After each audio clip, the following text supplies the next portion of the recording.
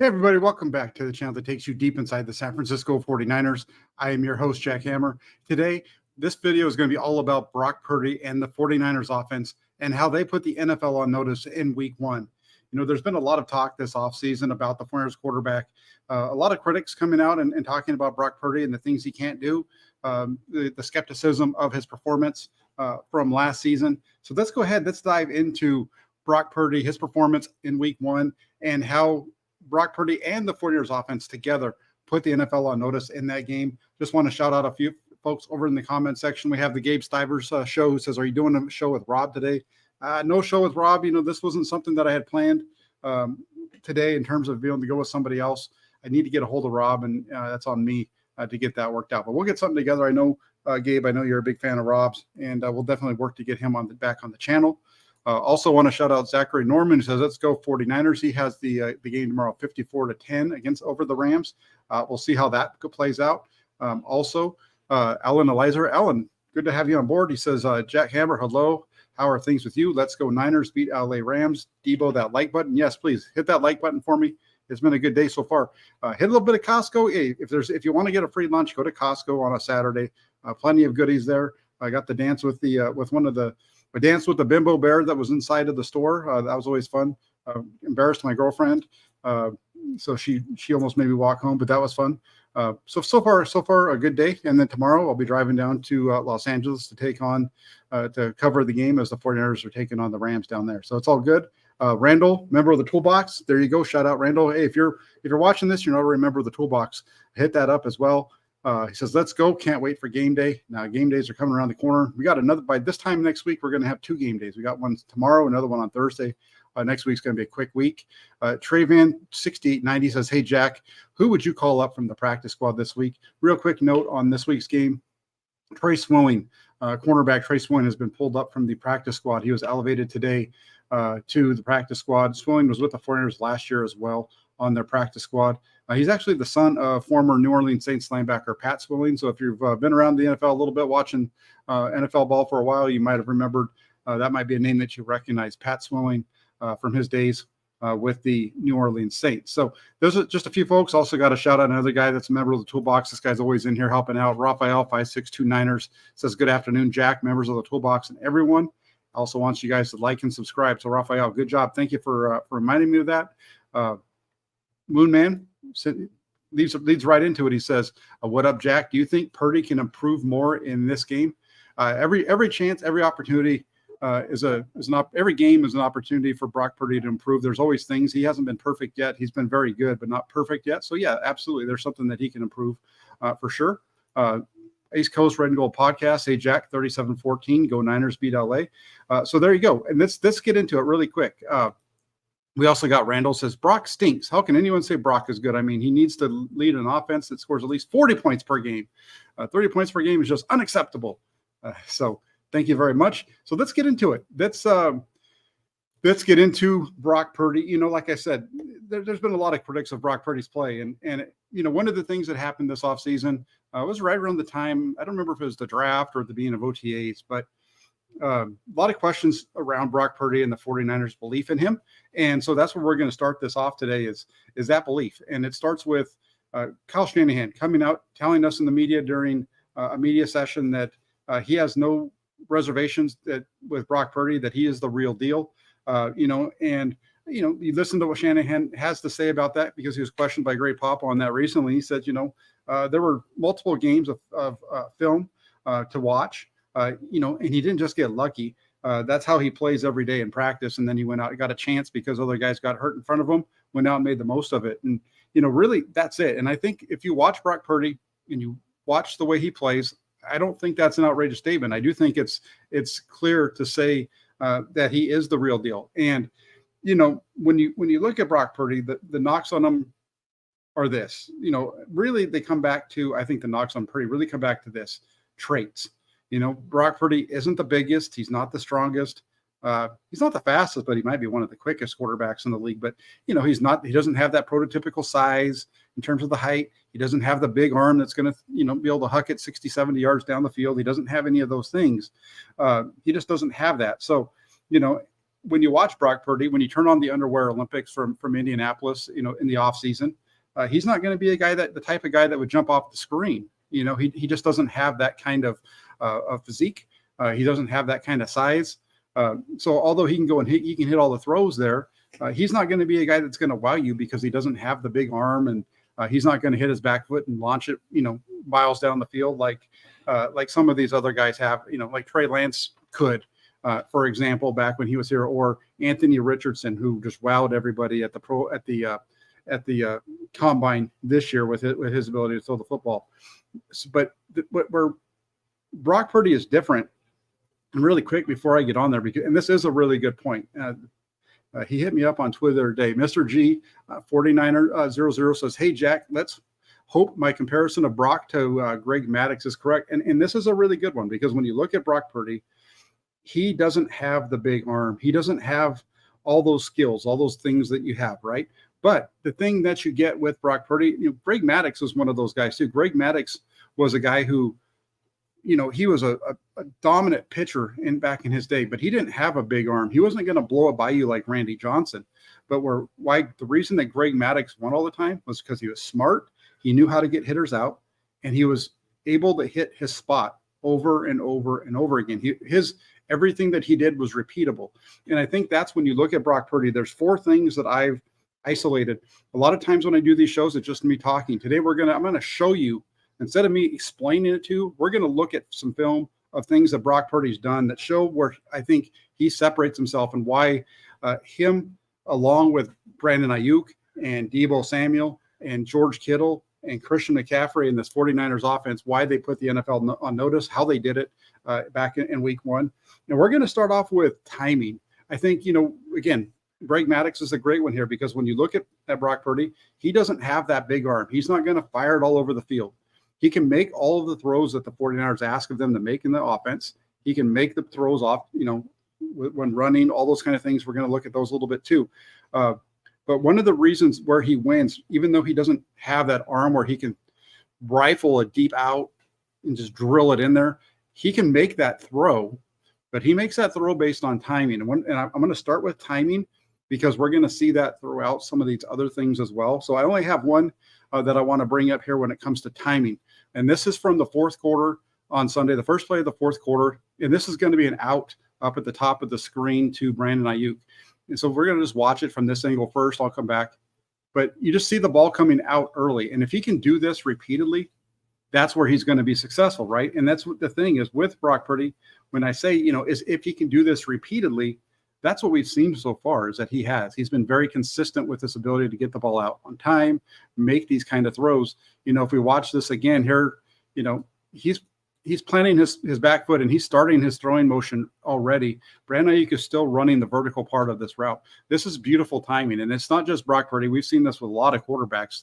Pretty much every quarterback in the NFL has to be able to do this on a repeatable basis, even the guys with the strong arms. But that ability to hit your back foot and let it go and be accurate with the throw like this is a beautiful 14-yard out. The 49ers don't really run deeper out routes than 14 yards. They'll run that 14-yard out. They'll run a corner. They might run a comeback. But when they're running an out, they don't run their outs deeper than 14, 15 yards. It's almost always at this depth. And as you can see here, he has plenty of ability to hit his back foot, step into it, and make the throw on time, get it out on time, and put it right on the receiver. And that's really, when it comes to Brock Purdy, it all starts here. It starts with that timing, that ability to get the ball out when he's supposed to get it out. Like Greg says, how's the defense going to stop this? There's really, unless the guy's right on top of the receiver and he's, it's really tight coverage, it's going to struggle to get.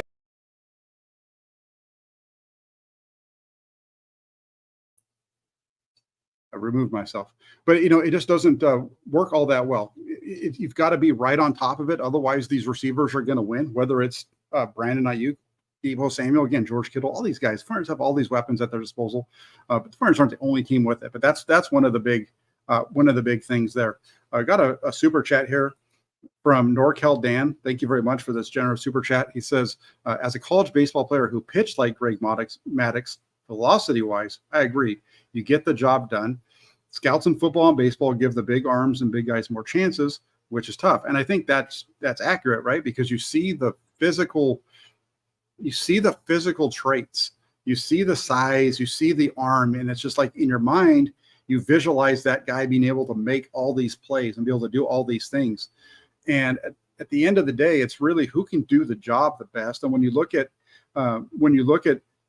Purdy, he's just getting the job done. He's not, when he plays, it's not always the prettiest, it's not the sexiest, although a lot of what he does is just really nice because it's the ball, like I said, it's coming out on time, it's on our target, the offense just flows, and they move the ball down the field. But NorCal down, that's a great one. Again, as a college baseball player who pitched like Greg Maddux velocity-wise, just getting the job done. And again, want to pull, really quick, just a shout out again. This came up, wasn't even mine. This was from Mr. G, 4900, who brought up the Greg Maddux thing. And so he's really on point here. And I appreciate you for the super chat, Mr. G. I appreciate you for pointing this out to me in a back and forth we're having over on the Twitter machine. And I appreciate that. And Dan, thank you very much for that super chat. Also, we've got Shane Colamarino's in the house as well. So that's just, that's the starting point. So we're going to start with that timing piece. I just think that's a big part of what he does. And then from there, what I want to do is I want to slide over to, we talk about processing. We talk about all those kind of things. Randall mentions it over here in the comment section. Remember, the toolbox says processing speed is elite. Said it after the Dolphins game last year and matched that with his decision making. Well, you have yourself a pretty damn good quarterback. And that processing speed, it's elite. And I think when we talk about processing, so many times in that discussion, people take it in different ways. And really, when you're talking about a guy being able to process in the NFL, you're not talking about the guy necessarily being book smart or anything like that. It's just that ability to see the field, understand where people are going to go, understand who you need to read, and then based off of what he does, being able to process it quickly enough to get the ball there. That's really what we're talking about when we talk about processing speed for an NFL quarterback or a quarterback in general, even at the high school level. So processing speed definitely is elite. And let's go and let's take a look at, as far as the other piece, like I was talking about, the eyes. I think the eyes are an interesting one when you look at Brock Purdy in particular, because there's so many times where we see guys just wide open and we're like, God dang, look at that. That's easy. That's easy. There's no way, that's easy for him. Look how easy the game is for Brock Purdy based off of what he's getting from Kyle Shanahan. Well, let's go back to this play from Sunday. This is the touchdown to Brandon Ayuk. Watch Brock Purdy here. Watch what he does. Watch his ability with his eyes to manipulate the defense. And this is only a two-man route. All you have is Deebo Samuel running the across the kind of the crosser across the top, and then you have Ayuk coming on the end behind it. But watch Brock Purdy at the top of his drop right here. He's looking at Deebo Samuel. His eyes on Deebo Samuel are helping draw that safety with Deebo. Part of it is also that safety is getting threatened by him, so that's also why he's chasing. So yes, the design of the play is helping. But watch Brock Purdy, and you see that little quick twitch of the flip of the hips where he levels out, where he kind of flattens like he's looking to the left side. We're going to see it even better from behind. And I think when you watch him, his ability to move defenders is just so good. And you see that little, and that's where his quickness of his feet comes in, right? Again, 1.55, 10-yard split, but he's really quick like this. So when we watch it from here, watch Purdy when he gets to the back of his drop. You're going to see him looking at 19. You're going to even see him flip his hips like he's going to throw that route. Come right back to Brandon Ayuk. Watch this. Boom. See that little flip? All that movement that Brock Purdy has is all leaning towards that left side. As a safety, you see a receiver who's a threat to you in Deebo Samuel running across your face. And then on top of that, you see the quarterback's hips looking to him, the quarterback's head looking to him.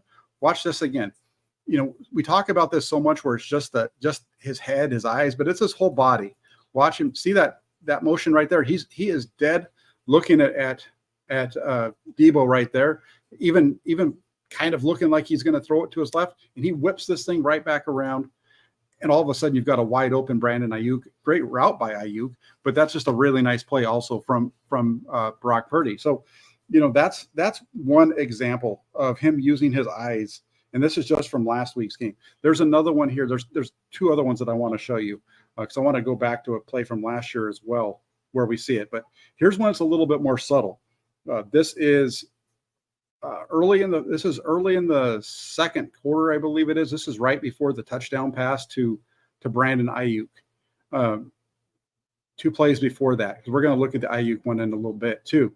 So on this one, what you're going to see is he's going to be dropping back, and he's going to have he's going to have George Kittle wide open right in front of him.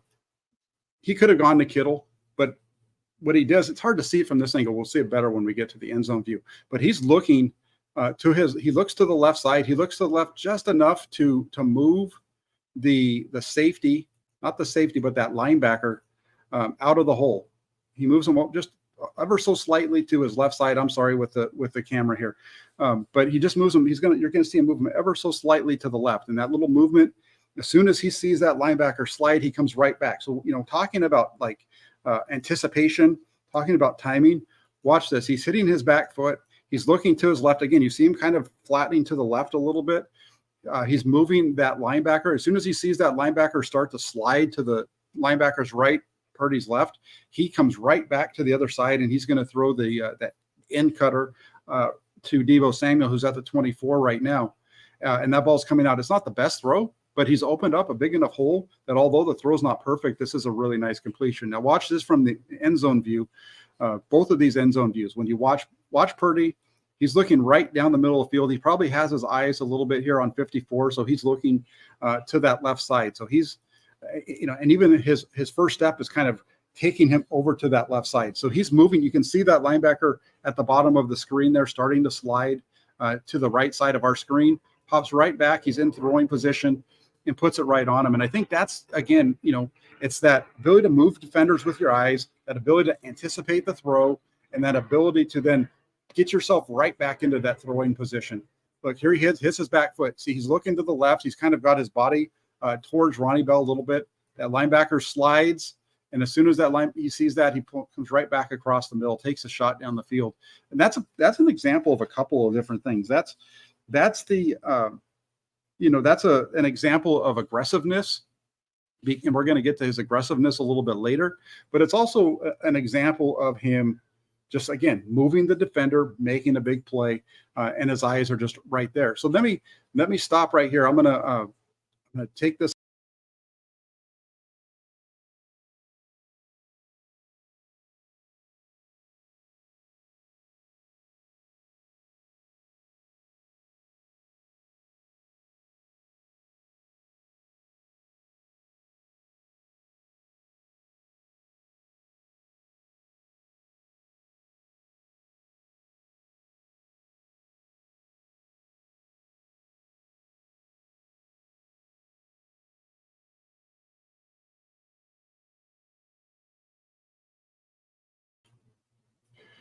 Let's look at this play really quick. I pulled myself out of the screen. I do that myself a lot.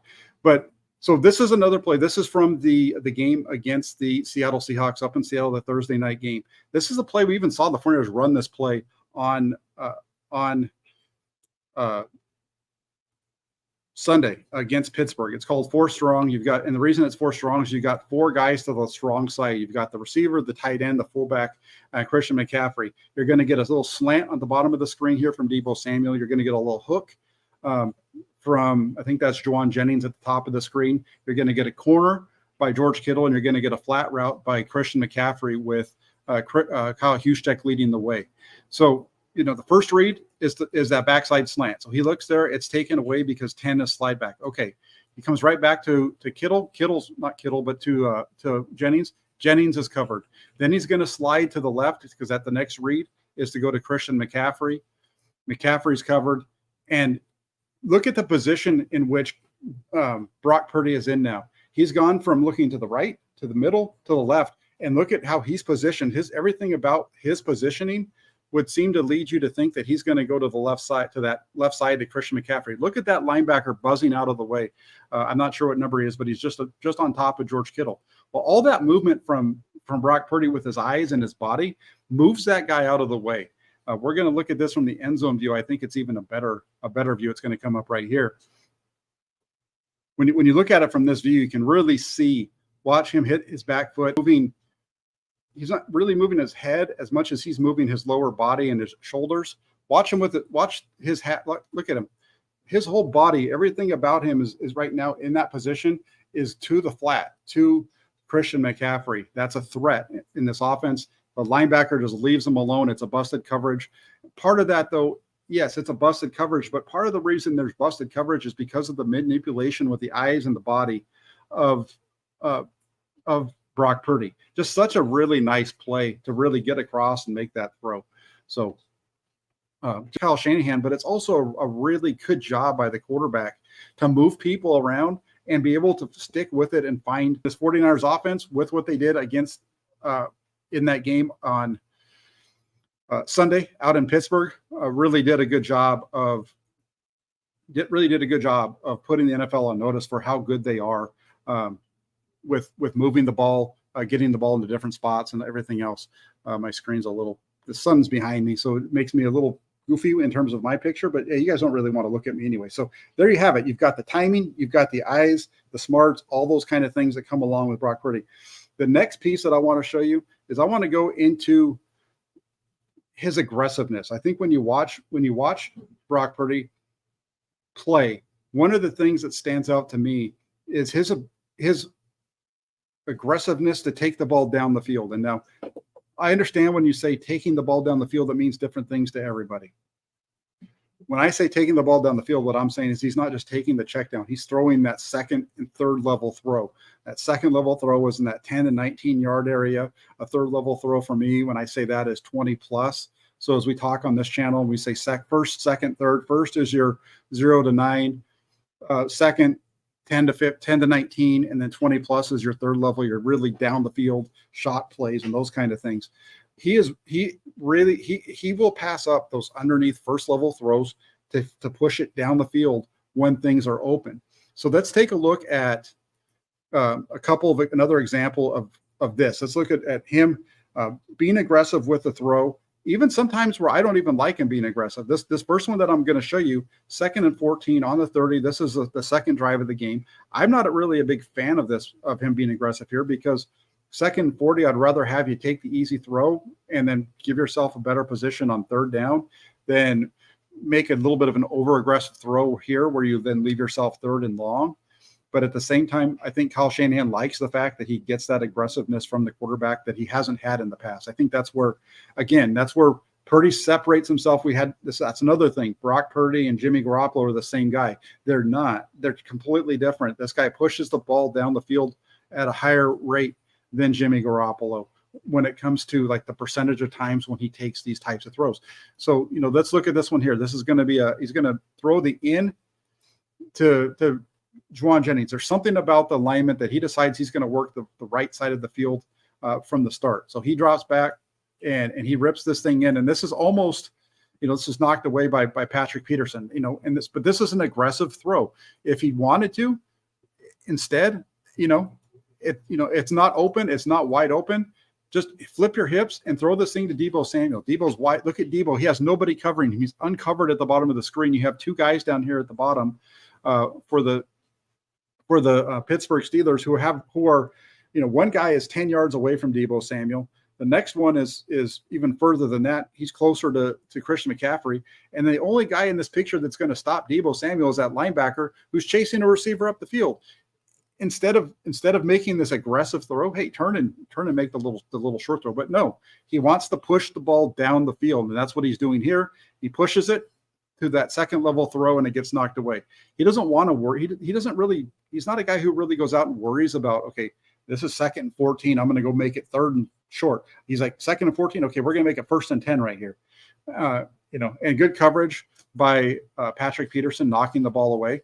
We can see it from all these different angles. I'll just let these next two play, this is the next two portions of it go through. But you're going to see that linebacker 55. He's turning, he's running with 11, man. He's got wide open. If he makes that throw to Deebo Samuel, Deebo probably scores a touchdown. You get him in space like that, that's probably even a touchdown anyway. But just a really good, solid, again, an example of him taking a shot down the field. Let's go to another one. I think we already talked about this one a little bit.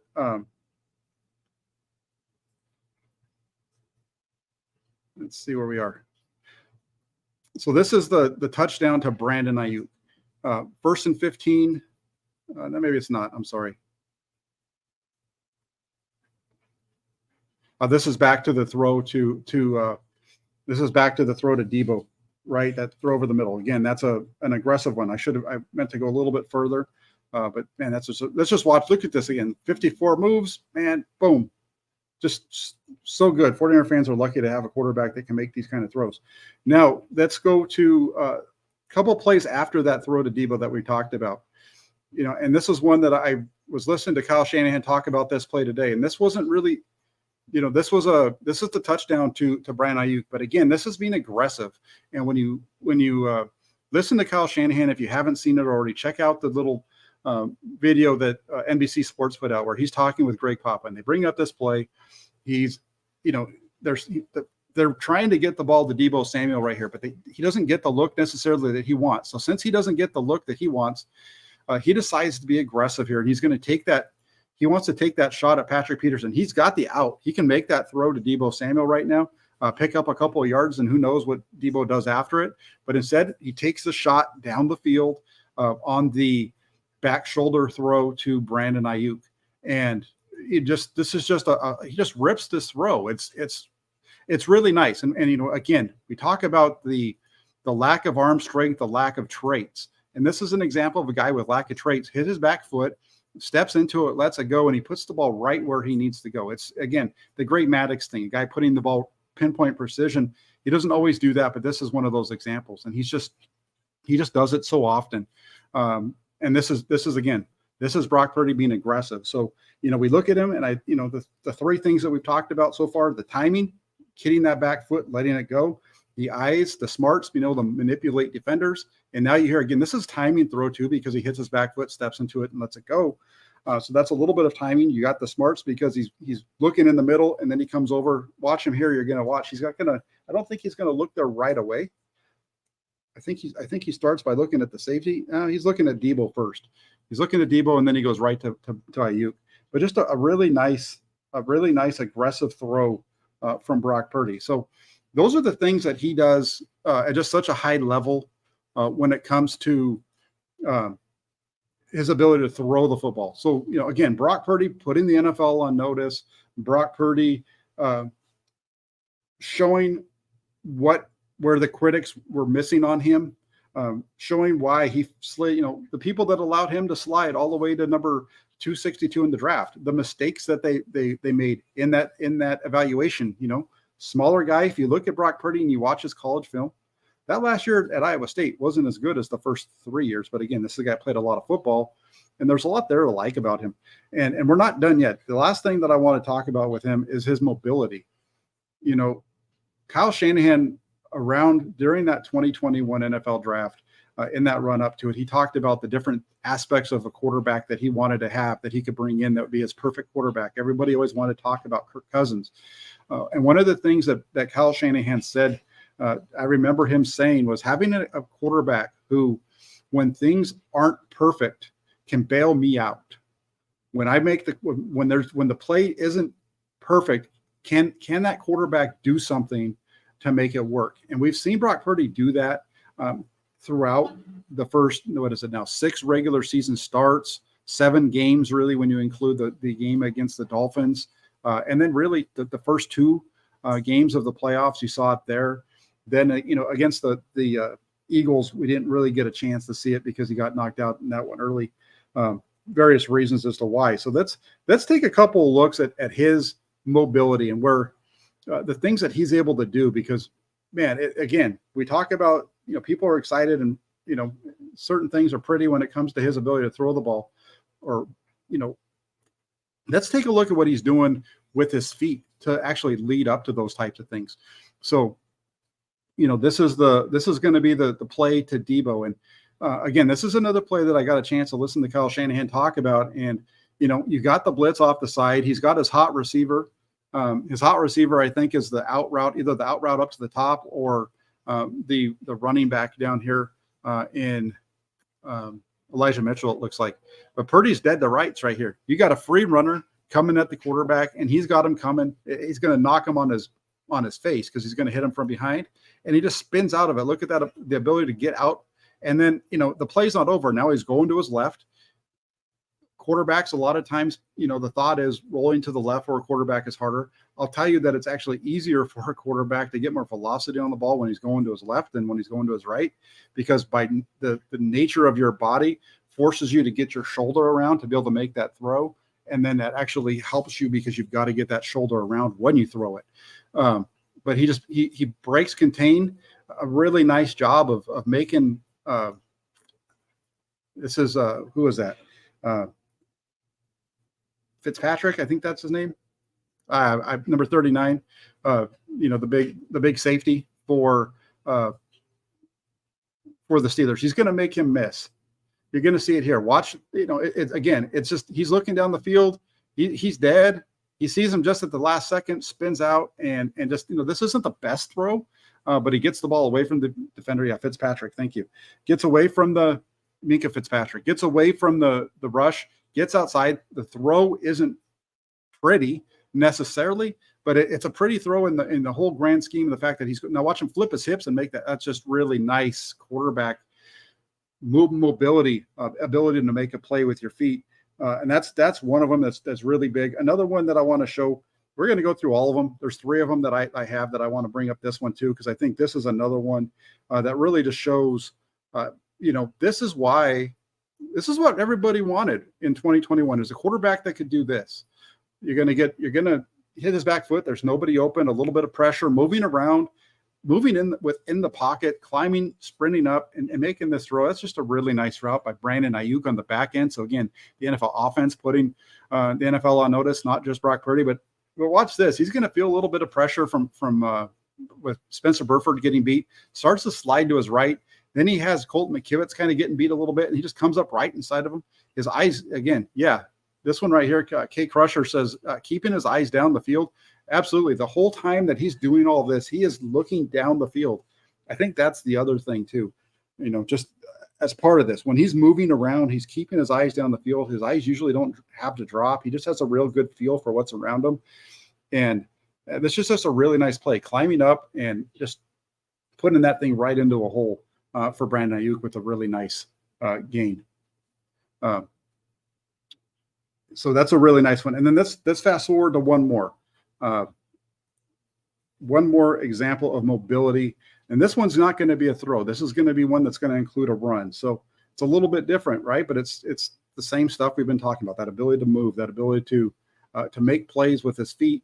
3rd and 11 from the 41-yard line. He's going to get back there. Nothing really there. He could have had the check down, I guess, to the left side, but just look at that ability to move. This is really good stuff from Brock Purdy. And you can just tell with the way he plays the game, the turnaround, the smile from on the TV copy where you can see him laughing as he makes that gets up and he's pointing to the first down. Just really good stuff. And he's all these downfield routes, and he probably could have thrown the check down out to the left side. There is a guy over there for him to throw it. Instead, he keeps working down the field. It just opens right up for him, and he just uses his legs here to make a chunk play, pick up a first down. That's an awful slide at the end. Baseball players got to be able to slide better than that, but just a really nice play from Brock Purdy. Again, utilizing his feet, looking to the left, pressure, steps up, looking, and then taking off. And I'm old enough to remember watching Joe Montana play. Almost his entire career. I don't really, 79 was before me. 80 was when I started to recognize what was going on. I was still really little. 81, the Super Bowl. But if you go back and you watch Joe Montana play quarterback for the San Francisco, if you watch Joe Montana play quarterback for the San Francisco 49ers back in the early 80s, you see a guy who could do all of these things with his feet. Jan bringing it up over here says when Joe had nimble feet, absolutely. When Joe Montana, for some of the folks who are maybe in their early 40s, late 30s, who were kind of there around the end of the 49ers run, that Joe Montana was a different player. Joe Montana in 81 through 85 was a hell of a mover. And that's one of the things that even before that, really, but I'm using that in terms of when they were winning. And that is, again, that's one of the reasons. Why did Steve Young come to San Francisco? Well, Steve Young came to San Francisco because Bill Walsh wanted a quarterback that could move. And when Joe Montana injured his back in 1986, that changed it for him. He was still able to move, but he wasn't quite as nimble, to use Jan's term here, as he was before. And so, you're not going to find a guy who was a bigger fan of Joe Montana than myself. Joe Montana, for me growing up, that was the guy. I wanted to throw the football like him. I wanted to do everything that he did. When he threw the ball, his left hand always was like this, which was kind of funny. Number one, it's just a funny little thing about the way that he threw the ball. It was kind of like this, but he always had his hand like that. All these little things, and his ability to move around. That's why when I play catch and I throw the ball around in my backyard by myself, I would run around and throw the ball, and Joe Montana was just great. And I think we're seeing things from Brock Purdy that are Joe Montana-esque. Is he going to be Joe Montana? Is he going to win 4 Super Bowls? Is he going to be a multi-time MVP? All those types of things. Who knows? We don't know for sure where that's all going to fit. We just don't know. It's early on. We know how Joe Montana's story finished. We know how the story ended for all these other greats. We know how the story ended for Tom Brady. We know how it started. We know how it ended. We know how it ended for Steve Young. And so when we have these discussions, people are like, how can you compare? Well, compare them because you watch the way they play. And if you're an old fart like me, you saw it live. And Joe Montana, he's a stud. So all around. Now, here's the other thing. I would be remiss if I didn't bring up this. And it was actually a really good point that Shane, I asked for some questions for the channel yesterday. And the only one guy who reached out to me is Shane Colamarino. He hit me up wanting me to talk about talent, the talent around Brock Purdy, because Brock Purdy at times kind of gets knocked for everything that he has around him. The 49ers, obviously a very talented roster. I've said it on my channel numerous times, one of the best rosters in the league, not just on the offensive side, but on the defensive side as well. And if you go back and I'm trying to find Shane's, what he said to me was, Jack, it's not always easy to catch your live shows because of work. I've been thinking about the newest Purdy narrative. He's good because of the weapons. How many quarterbacks succeed without weapons? ? It's rare. Kurt Warner, for example, played with the greatest show on turf. It's not held against him. And that's right. And it's that same thing kind of goes with Joe Montana. It goes with all of these guys. When you look at Joe Montana, for example, Joe Montana played with Jerry Rice, probably the greatest wide receiver to ever play in the NFL. You can get into arguments with people right now who will try to tell you otherwise. But, he was the dude, right? Jerry Rice was. In addition, these are the guys he played with. Other than Jerry Rice, he played with Jerry Rice, John Taylor. I think John Taylor was a fantastic wide receiver. That's why he's in the NFL, in the San Francisco 49ers Hall of Fame. Tremendous. He played with Dwight Clark. Everybody knows Dwight Clark. Freddie Solomon. They won the first 2 Super Bowls with Dwight Clark and Freddie Solomon. Clark, a tremendous receiver. Freddie Solomon, really underrated with the speed that he had back in those days. On top of that, Roger Craig. Remember Roger Craig? He's the first 1,000 running back. Did that help out Joe Montana? Absolutely. Not to mention, like I said, the defense. Ronnie Lott, Fred Dean, Eric Wright. Eric Wright was in some ways Deion Sanders before Deion Sanders. If Eric Wright didn't have the groin injuries and all the things that happened to him, people would be looking at Eric Wright's tenure as a San Francisco 49er completely different, because that dude was a really good cover corner until those injuries started to set in. But he was a hell of a player. Later on, you get Charles Haley in here, and that 1986 draft really set the tone and set the stage for what was going to happen in 88, 89, 90 throughout that run. Going back to Shane's comment about Kurt Warner, again, when he went to the Super Bowl, when those first 2 Super Bowls, when he was with the St. Louis Rams, the greatest show on turf team in 1999, they won it.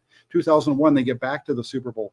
Then he leaves, for a while there, he leaves the team. He's not having as much success. He lands in Arizona, where he's playing with Larry Fitzgerald, probably another one of the greatest wide receivers to play in the NFL. He's in the Hall of Fame. Anquan Bolden, who was a very good, underrated receiver. Randall over in the comment section mentioning Brent Jones. Also the O-line with Harris Barton, Guy McIntyre, Jesse Sapolu. And you have the running backs with Rathman. You have mentioned Craig. Those are the guys with Montana. But, Kurt Warner, when he went to the Super Bowl in 2008 as a member of the Arizona Cardinals, he had Larry Fitzgerald, Anquan Bolden, Edgerrin James as guys who were teammates of his on that offensive side of the ball there. And also they had some really good defensive guys as well. I think they still had, I'd have to go back and see, before, without misspeaking in terms of who they had on defense. But again, when you talk about the quarterback position, and we saw this a little bit in week 1 with Patrick Mahomes. This is a perfect one, Randall. I was going there. I just noticed it right here. He says, ask Mahomes how good he is without Kelsey. Now, Mahomes, you watch that game on Thursday night against Detroit. I don't think that he was bad. There was balls that he was putting right on guys, but the receivers were dropping it, right? But again, they lose the game, and the narrative from some people is that Patrick Mahomes can't get it done. But the thing is, there's not a quarterback who's ever been successful in the NFL who hasn't had help, who hasn't had numerous guys to get it done. Because a quarterback isn't going to win the game by himself. You go to the Super Bowl last year for the Kansas City Chiefs. Part of the reason they won that Super Bowl is that their defense picked up a fumble and ran it the other way for a touchdown. Their special teams got a punt that they returned all the way down to the 5-yard line that set up the offense for a touchdown. They ran the ball really well in that game. And Patrick Mahomes dinked and dunked his way to a Super Bowl because he didn't take deep shots. He just didn't. And I'm being a little bit facetious with the dink and dunk just because it's been talked about so much this offseason around the 49ers and with Brock Purdy. But again, Patrick Mahomes is a stud. He's a really good quarterback. He is kind of in a lot of ways. I don't know if I would say he's Joe Montana, but he kind of is because of the way that he moves around. He's a more flashy type of a Joe Montana, much bigger arm than Montana had, but just, really, really good stuff. And so when you look at all this combined and you look at Brock Purdy putting the offense on notice and the offense, because again, Purdy's not doing this by himself. He's got Brandon Ayuk, and he's got Deebo Samuel. He's got George Kittle, Kyle Juszczyk, Christian McCaffrey. He's got Juwan Jennings. He's got Trent Williams, Aaron Banks. That whole group, that offense that's gone out and put up 30 points over and over and over again in the regular season with Brock Purdy as the starting quarterback. Just it's crazy how many points that they've scored. The only times that they haven't gotten over 30 with Brock Purdy, Thursday night in Seattle, playing with an oblique injury, which we now know it was a cracked rib. That's one game. The next time is the NFC Championship game or an NFC divisional round game against the Dallas Cowboys at Levi Stadium, a game that I felt like he really managed very well. Didn't make a bunch of plays, but he didn't make the big mistakes either. And then you get to the NFC Championship game. He's a little late on a throw. Don't like the protection that was called. Lots of different things went into that one. And he gets injured real early in that game. So we don't know how it would have played out. But again, Brock Purdy, this 49ers offense, they have put the NFL on notice. 30 points is their target week in and week out. The defense helps them get there because they set them up with good field position. They make plays as well. It's just the 49ers overall are a very good team. They need to get past and get to a Super Bowl now. Deborah, thank you very much for the super chat for the $5. I appreciate it. I don't know if there was a comment. Her actually says, glad I made it live. Love your content. I will never understand why people think a quarterback can win games on their own. It's always about who they can throw to. Absolutely. It's always about the guys that can catch it. You got to have the guy that can throw it. You also have the guys that can catch it. So that's a really nice one. I like that. Thank you very much, Deborah, for the super chat, and I appreciate the comment as well. But again, just to wrap this up, when it comes to Brock Purdy, a couple things I want to say. Number one, Brock Purdy's the real deal. That's number one. Brock Purdy's the real deal. the things that critics have missed about Brock Purdy, where their doubt has missed, is because although he doesn't have the traits, he's aggressive with his throws. He's really good with his eyes. He moves defenders, manipulates the defense very well. He's very mobile, can move around, and also the timing with which he throws. All things that we just detailed with video evidence. So hopefully you like the show. And then last but not least, again, Brock Purdy with the talent that he has around him as well. So, that's, again, Brock Purdy set the NFL on notice. And I just hope that based off of what you saw here, that you found something of this to be worth your time. I appreciate all of you guys for taking the time, and gals, for making the time to come check out the show. If you can do me a favor, please hit the like button, subscribe to the channel, and also turn on your notifications. You never know when I'm going to be going live. I don't have a set schedule 100%. So as long as you have those notifications on, you're not going to miss it. Also, remember this, take it for what it's worth. Doing the best that I can in terms of trying to share with you where things are with the 49ers. And sometimes I'm going to get it right. Sometimes I'm going to get it wrong. I'd hope to think that more often than not, the information you get here is on the money. That's the guess. So thank you all so much. Raphael 5629ers. Again, like, subscribe, turn on your notifications. We got to add that one to your list, Raphael, because Raphael is great at this with making sure that I am on top of it. And then also, I got a shout out, a super chat from Shane Colamarino says, dinner on the East Coast. Dinner was at 7:30, allowed to be late for Jack.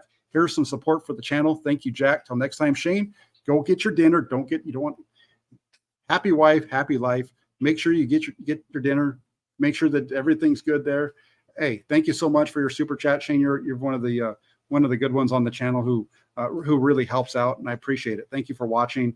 Jan also says, Jack at 10,000 subs. Congrats. Thank you. Yes, went over that yesterday, and again, that goes back to all of you who do a great job of supporting the channel. And Max, who says, thanks, Jack. Thank you.